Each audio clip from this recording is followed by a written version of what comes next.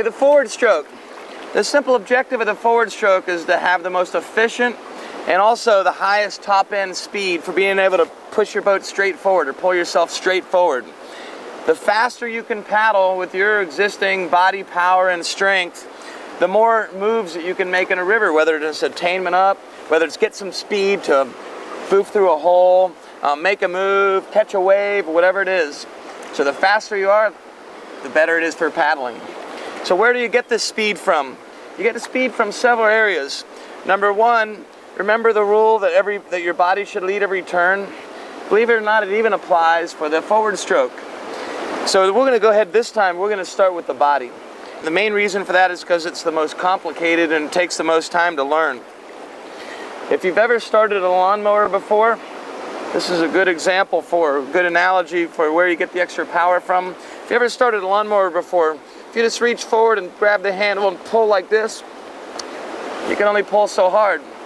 If you have a lawnmower that's hard to start, what are you going to do? You're going to stick your foot down on the lawnmower and you're going to turn your body like this. You're going to go, wah, wah, crank that thing until it starts, right? Same thing with the forward stroke.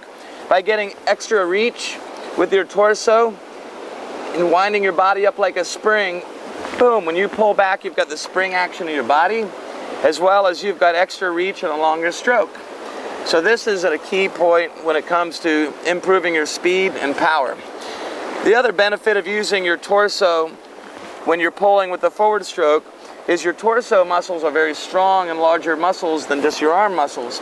So using the torso gives you a longer paddling day without getting as tired. So you can kind of spread the load between your torso and your arms. Okay, specifics. What does your head do? Well, your head looks at your target. Now, if you're making a slight turn to the left, well then of course your head is pointed actually where you're going, not where your bow's pointed. Remember that. What is your boat going to do? Let's do boat next. Your boat's going to stay flat. Once you start using torso, it's going to be difficult for you to use your torso and not rock the boat. To use your torso and keep the boat flat takes some skill and some practice. Remember, 4 things at once: head, body, paddle, and boat. All at the same time, but independently. That independent part is the tricky part when we start putting them together. Now your paddle. Your paddle's job is to push you or pull you straight forwards. So your objective is to eliminate as much yaw in the kayak as possible, and at the same time make sure that your blade is pulling you straight forward and not lifting you up or pulling you down. So what does that mean? It means your top hand, which is in charge of your blade angle, your top hand's job is to keep the blade as vertical as possible through as much of the stroke as you can.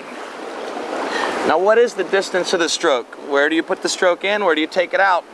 You put it in, otherwise known as the catch, up by your toes. All right? So it goes in at your toes. Where does it come out? It comes out at the hip. Now, could you pull back further? You can pull back further if you wanted to. Why don't we pull back further? Your objective with the forward stroke is to pull the boat forward in the power zone of your paddle stroke. If you pull too far back, your paddle angle is going to be like this and you're going to be pulling yourself down in the water. You lose a lot of efficiency and at the same time you increase the yaw of the boat. We want to avoid that. Okay, so what does it look like?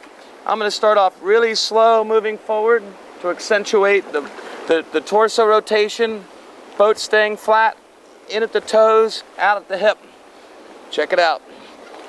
In at the toes, out at the hip.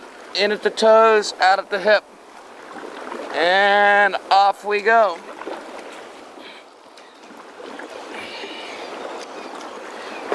In at the toes, out at the hip. Notice my head is staying still, even though my torso is rotating 45 degrees each way. That's going to take a little bit of practice.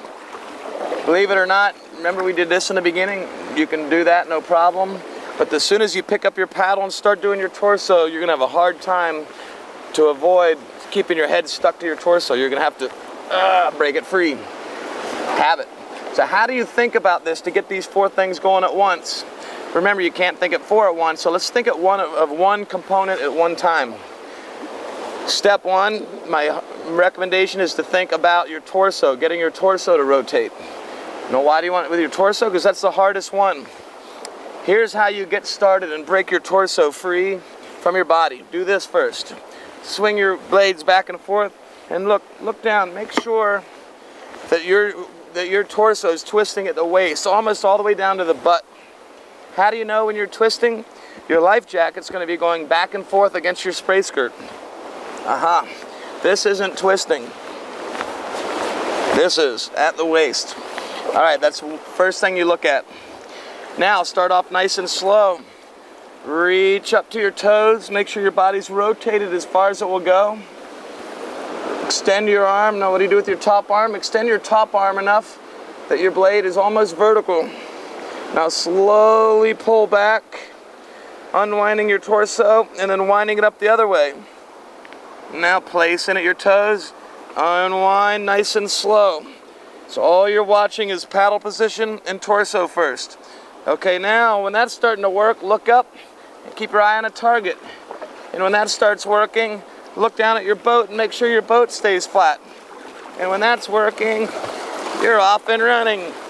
And it's river running time. See you, folks.